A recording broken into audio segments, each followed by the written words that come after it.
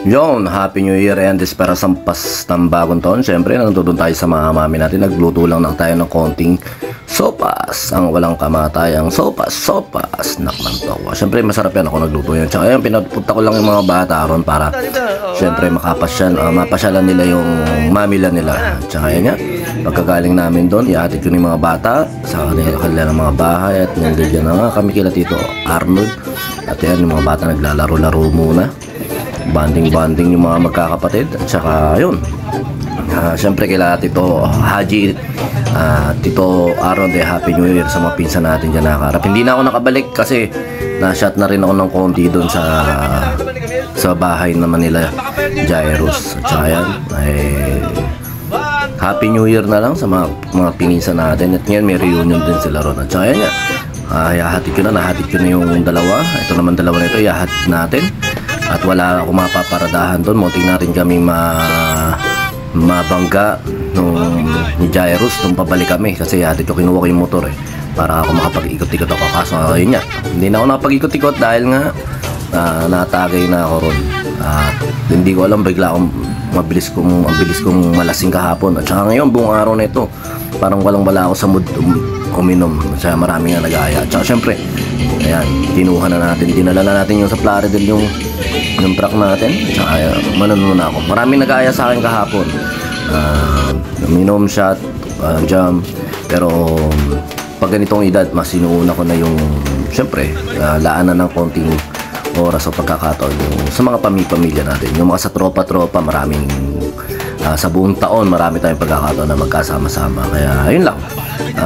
Syempre, yung mga bata tayo kasi marami na tayong naigugol na panahon sa mga tropa, sa mga ganyan. Yung mga special na panahon na ganyan, ilanan lang natin sa mga pwede nating makasama pamilya sa mga oras na special, lalo na Christmas, New Year o ganyan na talagang napaka-special, lalo na sa kultura ng mga Pilipino. New Year at Christmas tradisyon na sabi sana hanggang maaari magkakasama yung pamilya para isang taon na kayo magkakasama.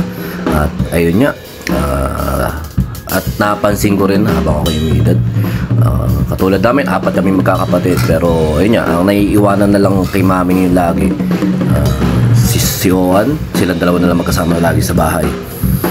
Malaki bahay doon sa Rapela, pero ayun nga, pag umiidad na, may kanya-kanya ng lakad ang bawat isa, may kanya-kanya ng ayun nga, kanya-kanyang pinupuntahan, kanya-kanyang pamilya, kanya-kanyang lakad. Naiiwanan minsan yung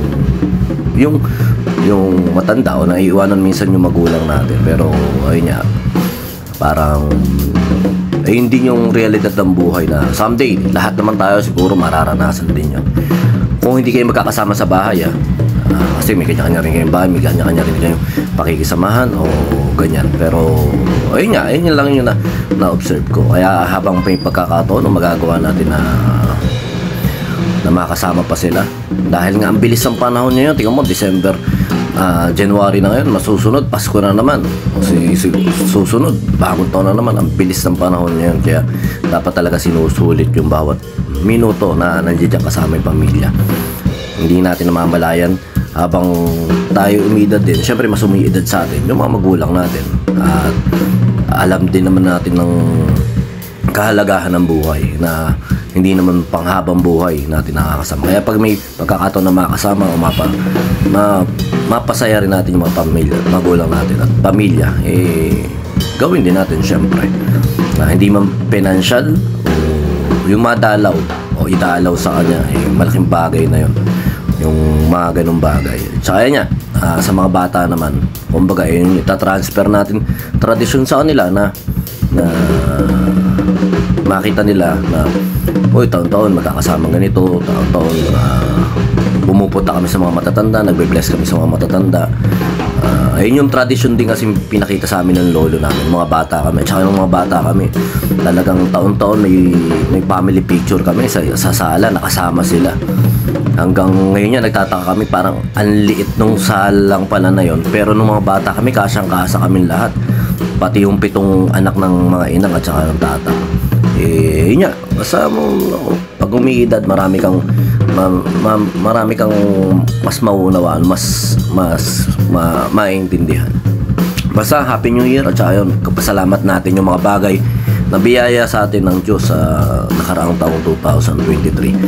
At ako'y nagpapasalamat syempre kay Lord dahil nga yan, nabuksan tayo ng isang pagkakataon na makapag-share ng mga kaunting kaalaman natin tungkol sa drums, ang drums papawis. At saka syempre maraming salamat sa nagre-rent sa atin sa Sunset Lights, na ngayong taon nito ay pagbubutihan palalo natin masyado. At syempre pagpasalamat natin yung mga nakakasama natin sa trabaho, tropa, kaibigan, o yung mga nagmamahal sa atin. Salamat natin mga ganun bagay. Basta maikli lang ang buhay. Basta salamat sa 2024. Kita tayo, mas paayusin pa natin yung drum papawis, mas bibigyan natin ng format siguro kung paano yung turuan.